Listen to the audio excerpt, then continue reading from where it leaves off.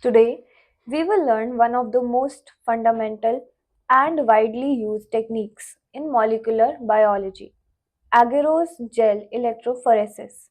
This technique allows us to separate DNA fragments based on size and visually analyze them under UV or blue light. It is an essential quality check method used before almost every downstream molecular experiment, such as PCR, cloning, sequencing, and restriction digestion. Agarose is a natural polysaccharide extracted from seaweed and when dissolved in a buffer and allowed to cool, it forms a gel-like matrix. This gel behaves like a molecular sieve, allowing smaller DNA fragments to move faster and farther than larger fragments. The basic idea here is that DNA is negatively charged. So when we apply an electric field, it migrates towards the positively charged electrode, the anode. The process starts with preparing the gel. Depending on how large or small your DNA fragments are, the agarose concentration is chosen, typically between 0.8% and 2%. Lower percentages give better resolution for larger fragments, while higher percentages help in separating very small fragments.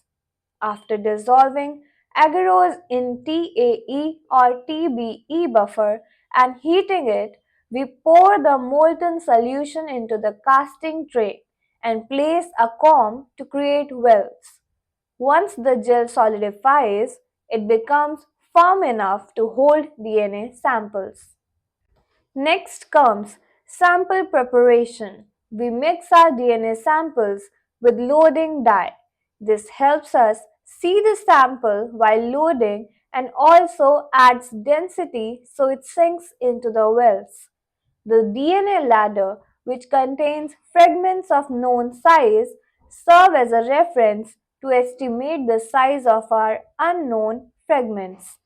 Once the gel is placed inside the electrophoresis tank and submerged in buffer, we carefully load our samples and ladder. Then we connect the power supply and run the gel at around 80 to 120 volts. During this time, the DNA begins moving through the gel matrix.